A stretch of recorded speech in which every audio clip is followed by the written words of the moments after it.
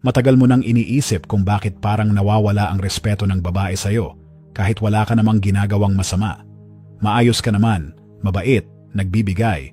Pero habang tumatagal, parang lumalamig siya. Parang unti-unting bumababa ang tingin niya sa'yo. Pero baka hindi mo napapansin. Ikaw mismo ang dahan-dahang nagpapababa sa value mo. Hindi dahil kulang ka.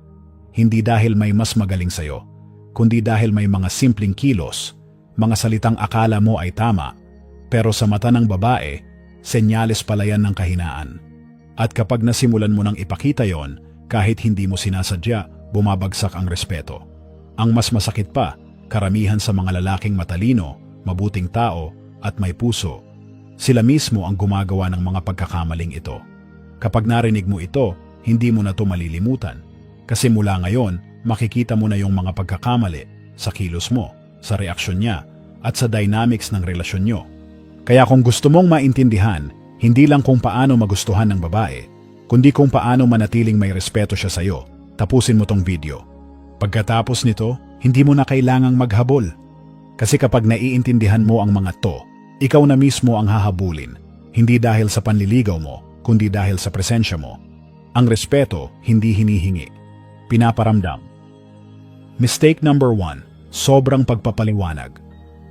Kung napapansin mong lagi mong kailangang ipaliwanag ang bawat kilos mo, bawat delay ng reply, bawat desisyon mo, stop. Ang lalaking may mataas na value, hindi kailangang magpaliwanag ng sobra. Oo, marunong siyang magpaliwanag kapag kailangan. Pero hindi siya nagja-justify ng pagkatao niya. Kapag tinanong ka ng babae, bakit ang tagal mong mag-reply? Ang insecure na lalaki agad magbibigay ng mahabang dahilan. Sorry, busy lang ako kanina. May meeting kasi ako. Naubos battery ko eh. Pero ang kalmado at kumpiyansang lalaki, sasabihin lang niya, may ginawa lang ako. Diretso. Simple. Walang depensa. Bakit? Kasi alam niyang hindi niya kailangang humingi ng permiso para mabuhay. Ang lalaking may kumpiyansa, hindi nagmamadaling ipaintindi ang sarili niya. Pinaparamdam niya ito sa kilos at presensya niya. Tandaan mo, kapag sobra kang nagpapaliwanag, ang dating mo ay parang gusto mong makuha ang approval niya. At sa sandaling maramdaman niyang gusto mong mapatunayan ang sarili mo sa kanya, nawawala ang power mo sa relasyon. Ang tunay na kumpiyansa ay tahimik. Hindi ito humihingi ng maintindihan, kasi alam niyang hindi lahat kailangang ipaliwanag. Kapag may respeto siya sa iyo, hindi niya kakailanganing malaman ang lahat ng detalye. At kung wala siyang respeto, kahit anong paliwanag ang ibigay mo, hindi rin yun tatagos. Kaya mula ngayon, sabihin mo lang minsan, sabihin mo nang may kumpiyansa. At tumahimik ka na pagkatapos. Dahil ang sobrang pagpapaliwanag, iyon mismo ang pumapatay sa misteryo at respeto.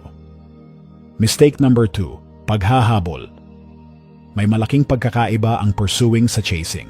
Ang pursuing, may direksyon, may dignidad, may hangganan. Pero ang chasing, desperado, puno ng kaba, at walang kontrol. Kapag ikaw yung tipo ng lalaki na laging nagte-text kahit walang reply, nagpaparamdam kahit walang balik, nagbibigay ng atensyon na hindi naman hinihingi, tandaan mo, hindi mo siya nililigawan, hinahabol mo na siya. At alam niya yon, kasi likas sa babae na marunong magbasa ng energy. Kapag naramdaman niyang nag-a-adjust ka masyado para mapansin ka, unti-unti na niyang ibababa ang tingin sa'yo. Hindi dahil masama siya, kundi dahil sinusubok ka ng kalikasan niya. Gusto niyang makita kung tatayo ka sa prinsipyo mo o magigiba ka kapag hindi ka pinansin. Kapag nagtagal ang reply niya, titingnan niya kung magdo-double text ka.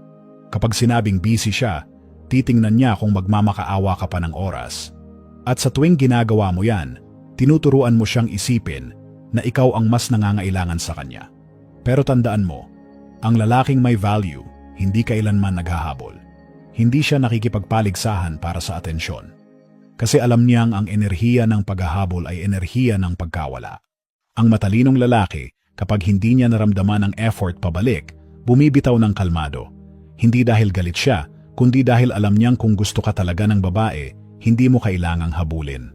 Kaya tandaan mo to, kung gusto ka niya, lalapit siya. Kung hindi, tanggapin mo. Kasi ang hindi para sa'yo, hindi mo kailangang pilitin. Ang lalaking marunong umatras, siya yung lalaking tunay na sinusundan. Mistake number 3, Sobrang pagbubukas ng buhay, oversharing. Isa sa mga pinakamabilis na paraan para mawala ang mystery at attraction ay yung pagbubuhos mo ng lahat tungkol sa sarili mo. Agad-agad. Kakakilala nyo pa lang, pero ikinuwento mo na lahat. Ganito kasi ako dati. Yung ex ko kasi ganyan. Ito ang mga pangarap ko. Ito ang mga takot ko. Akala mo, di ba, deep conversation yon? Pero sa totoo lang, kadalasan, red flag yan ng lalaking masyadong sabik na mapansin. Ang matalinong lalaki alam kung kailan siya magsasalita at kailan siya mananahimik. Hindi niya itinatapon ang buong kwento ng buhay niya agad. Hinahayaan niyang unti-unti siyang makilala ng babae through actions, not declarations. Bakit? Kasi mystery creates attraction. Pero kapag binuksan mo lahat ng pinto kaagad, mawawala ang thrill, mawawala ang curiosity. Ang mga babae, gustong matuklasan ang lalaki. Gusto nilang unti-unting kilalanin, hindi yung ibinuhos mo na parang resume ng emosyon. At higit sa lahat, kapag sobrang aga mong nagbubukas, nagmumukha kang umaasa agad ng koneksyon. Naglalagay ka ng pressure, hindi intimacy. Ang stoic na lalaki, marunong magtago ng lalim. Hindi dahil may tinatago siya, kundi dahil alam niyang ang kwento niya, dapat pinaghihirapan malaman. Kaya huwag mong ibigay agad lahat ng detalye. Ipakita lang kung sino ka. Dahan-dahan, may ritmo, may respeto sa proseso. Dahil tandaan mo, ang misteryo ay hindi pang manipula. Ito ay paraan para manatiling may value ang sarili mo. Mistake number 4, pagtangkang ayusin siya. Lalaki ka, natural sa'yo ang gustong tumulong, mag-ayos, magligtas. Kapag nakita mong malungkot siya, may problema siya, o may ugali siyang sumisira sa sarili niya, gusto mong maging yung lalaking magpapabago sa kanya. Pero tandaan mo to, hindi mo trabaho na ayusin ang isang babae. Kapag ginawa mo yon, hindi mo namamalayang nilalagay mo ang sarili mo sa role ng tatay, hindi partner. At kapag naramdaman niyang parang ginagabayan mo siya tulad ng bata, mawawala ang attraction. Ang matalinong lalaki nagbibigay ng suporta, pero hindi solusyon. Nakikinig siya, hindi para ayusin, kundi para maintindihan. Kasi alam niyang bawat tao may sariling laban at hindi niya kailangang pasanin yon para lang mapatunayan ang pagmamahal niya. Kapag sinubukan mong ayusin ang babae, unti-unti kang magiging responsible sa emosyon niya. At sa sandaling bumigay ka ron, masisira ang balance. Magiging ikaw yung laging nagsasalo ng problema, habang siya umaasa palagi. Ang stoic na lalaki ay malinaw.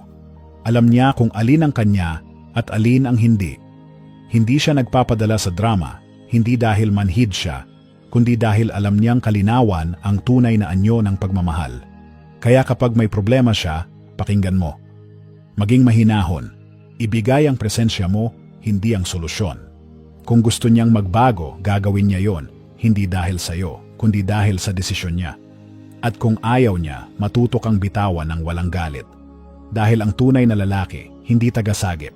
Siya yung matatag na sandigan kahit may bagyo. Mistake number 5, pagkalimot sa sariling layunin. Isa ito sa pinakamalalang pagkakamali ng maraming lalaki. Nakilala mo siya, nagka-connection, naging masaya. Pero habang lumalalim ang relasyon, napapansin mong unti-unting nagbabago ang focus mo. Dati, araw-araw kang nasa gym.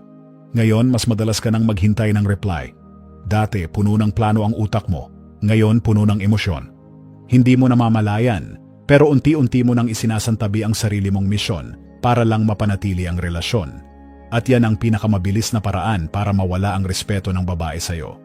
Kasi kahit hindi niya sabihin, gustong-gusto ng babae ang lalaking may direksyon, yung may sariling mundo, yung hindi umiikot sa kanya, pero kaya siyang isama sa biyahe. Kapag ang buhay mo umiikot na lang sa kanya, kahit gusto ka pa niya, mawawala ang spark. Bakit? Kasi gusto niyang maramdaman na may sinusundan kang layunin. Hindi lang siya. Ang stoic na lalaki alam kung ano ang sentro. At ang sentrong yon ay hindi babae, kundi purpose. Kaya bago mo tanungin kung anong gusto niya, tanungin mo muna sarili mo, ano ba ang gusto ko? Ano ba ang mission ko bilang lalaki? Ang relasyon ay dapat karagdagan sa buhay mo, hindi kapalit. Dahil kapag ginawa mong mundo mo ang isang babae, mawawala ka sa kanya at sa sarili mo. Kaya manatili sa direksyon. Gamitin ang enerhiya ng pagmamahal bilang gasolina, hindi preno. Dahil kapag nakatuon ka sa purpose mo, hindi mo kailangang habulin ang babae. dahil siya na mismo ang lalapit sa lalaking may malinaw na landas. Mistake number 6. Pakikipagkumpetensya sa atensyon. Isang eksena na pamilyar sa maraming lalaki. Magkasama kayo sa isang gathering. Tapos bigla siyang tumatawa sa jokes ng ibang lalaki. Ngumiti, nagtagal ang usapan. At sa loob mo, parang may sumiklab na selos. Kaya ang reaksyon mo, sinusubukan mong maging mas nakakatawa, mas maingay, mas pansinin. Akala mo, yun ang paraan para maibalik ang atensyon niya. Pero sa totoo lang, doon ka mismo nagsimulang matalo. Kasi ang lalaking nakikipagkumpetensya para mapansin ay parang sinasabi sa babae, hindi ako sapat. At kapag naramdaman niyang nakikipag-agawan ka ng spotlight, doon siya lalong lumalayo. Ang matalinong lalaki, hindi nakikipagtagisan ng ego. Hinahayaan niyang tumawa siya, makipag-usap, makihalubilo. Habang siya, kalmado lang. Hindi tahimik dahil naiinggit, kundi dahil alam niyang ang presensya niya, sapat na. Ang ganitong klaseng kumpiyansa, ramdam ng babae. Yung tipong kahit sino pang lalaki sa paligid, ikaw pa rin yung may tahimik na lakas. Hindi dahil sumisigaw ka ng atensyon, kundi dahil hindi mo ito kailangan. Ang stoic na lalaki, hindi natitinag ng pansamantalang eksena. Alam niyang ang tunay na koneksyon, hindi nasusukat sa kung sino ang mas napansin, kundi kung sino ang hindi kailangang ipaglaban ang lugar niya. Kaya tandaan mo, kapag nananatili kang kalmado, grounded, at marunong maghintay, habang ang iba naguunahan sa pansin, ikaw yung hindi niya makalimutan. Dahil ang lalaking hindi natitinag, siya yung tunay na may halina. Mistake number 7. Ginagawa siyang pinagmumulan ng kaligayahan. Maraming lalaki ang nagkakamali dito. Akala nila, kapag may babae na silang nagpapasaya sa kanila, kompleto na ang mundo nila. Pero ito ang mapait na katotohanan.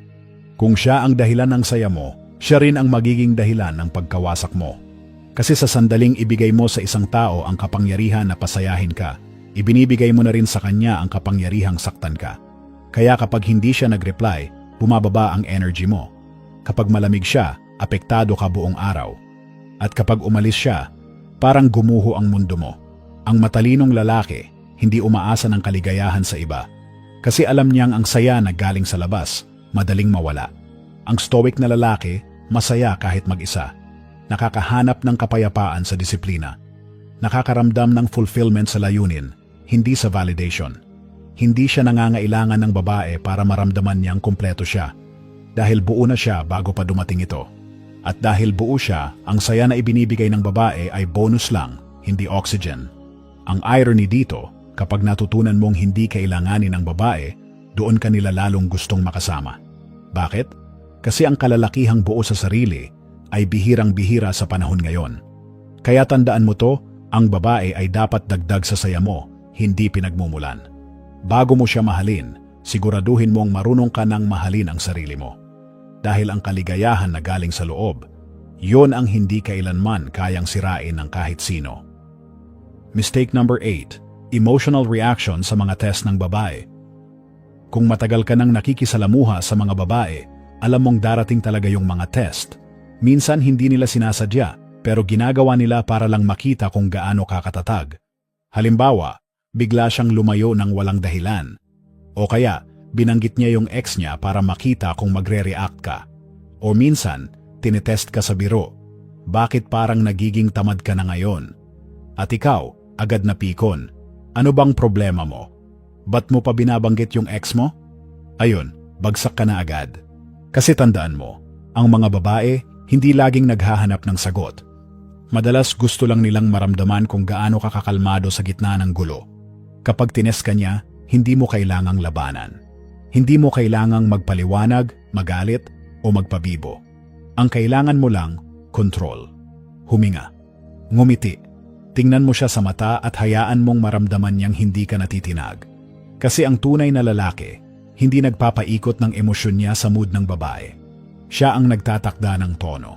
Hindi siya nadadala sa tono ng iba. Ang stoic na lalaki, hindi manhid, disiplinado. Alam niyang hindi niya kailangang sumabay sa emosyon para lang mapatunayan na may pakialam siya. Kaya sa susunod na tinitest ka niya, tandaan mo to. Hindi mo kailangang ipasa lahat ng test. Ang kailangan mo lang, huwag bumagsak sa sarili mong kontrol. Dahil kapag nanatili kang kalmado sa harap ng drama, doon ka niya lalong rerespetuhin. At doon mo rin makikita kung sino talaga ang may hawak ng direksyon. Ikaw. Mistake number 9, paghingi ng tawad sa sariling standards. Sa panahon ngayon, parang kasalanan na kapag ang isang lalaki ay may mataas na pamantayan. Kapag gusto mo ng babae na loyal, feminine, may respeto sa sarili, sasabihin ng iba, ang taas naman ng standards mo. O minsan pa tatawagin kang insecure, controlling, o toxic masculine. Pero tandaan mo to, lalaki, ang pagkakaroon ng standards ay hindi kahinaan. Yan ang ebidensya na may direksyon ka, may prinsipyo ka, at may respeto ka sa sarili mo. Ang matalinong lalaki, alam kung ano ang gusto niya. Hindi niya hinahayaan ang lipunan o opinyon ng iba ang magdikta kung anong klaseng babae ang dapat niyang tanggapin. Hindi siya nahihiyang sabihin, gusto ko ng babae na marunong rumespeto. Gusto ko ng babae na kalmado, hindi palaging may drama. Gusto ko ng relasyon na may kapayapaan, hindi laro. At kapag may babaeng hindi umaayon sa pamantayan niya, hindi siya nagagalit, umaalis lang siya ng tahimik. Dahil alam niyang ang kapayapaan niya ay mas mahalaga kaysa sa pansamantalang emosyon. Ang stoic na lalaki, malinaw sa linya niya. Hindi siya nag-a-adjust para lang magustuhan. At hindi rin siya nahihiyang tumanggi sa mga bagay na hindi na ayon sa values niya. Dahil kapag sinimulan mong humingi ng tawad sa standards mo, unti-unti mong isinusuko ang dignidad mo. Kaya huwag mong ibaba ang linya mo, itaas mo ito hanggang sa tamang tao na mismo ang pumantay. Tandaan mo, ang tunay na respeto, hindi mo kailangan ipaglaban. Makikita ito sa paraan mo manindigan sa kung sino ka at kung ano ang hindi mo tatanggapin. Ngayon alam mo na minsan hindi mo kailangan maging sobrang matalino, sobrang pogi, o sobrang mayaman para maramdaman ng babae ang respeto sa'yo. Ang kailangan mo lang, panindigan mo ang sarili mo. Kasi karamihan sa mga lalaki, nawawala hindi dahil niloko sila, kundi dahil unti-unti nilang iniiwan yung prinsipyo nila sa ngalan ng pag-ibig o dahil ayaw nilang mawala yung babae. Pero tandaan mo to, ang lalaking kayang mawala ang kahit sino pero hindi kayang mawala ang sarili niya, yun ang lalaking hindi kailanman mawawalan ng respeto. Ang stoic na lalaki ay hindi malamig. Hindi rin siya walang puso. Kalmado lang siya, kasi alam niyang ang tunay na kontrol ay hindi sa paghawak sa iba, kundi sa kakayahang kontrolin ang sarili. Kaya kung pagod ka ng maubos sa mga relasyong hindi ka na pinapahalagahan, ito lang ang tandaan mo.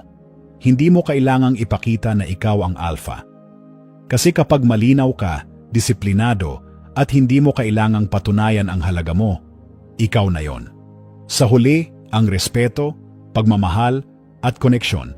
Lahat yan nagsisimula sa kung paano mo tratuhin ang sarili mo.